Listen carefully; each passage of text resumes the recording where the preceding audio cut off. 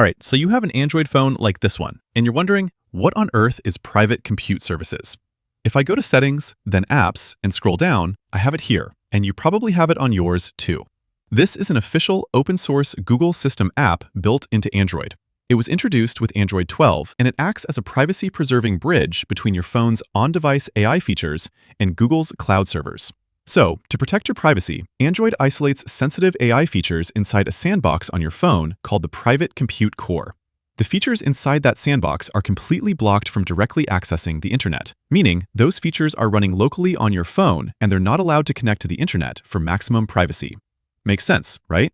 The problem is, some machine learning models, meaning the technology that these features are relying on, they periodically need updates, like a new song database for a music recognition feature or improved voice recognition. And to get updates, they need to access the internet.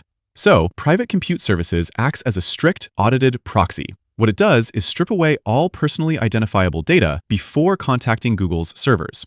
I know that sounds a little complicated, but basically, it helps keep your data secure when those AI-powered features on your phone need to reach Google's servers in order to function and stay up to date. It's designed to keep you and your info private and secure while making sure your phone and its features continue to work flawlessly.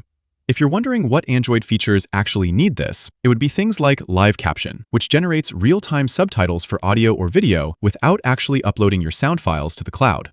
The Now Playing feature on Google Pixel, which identifies songs playing around you, also uses this.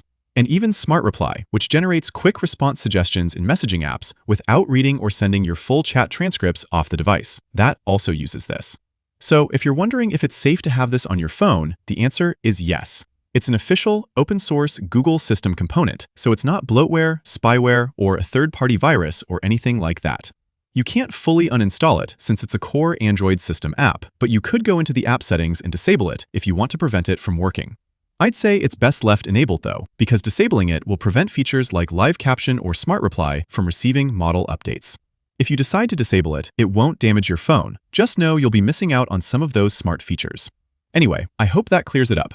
Click that like button if you found this video helpful and subscribe to my channel for more informative, quick guides like this one. Thanks all. I'll see you in the next one.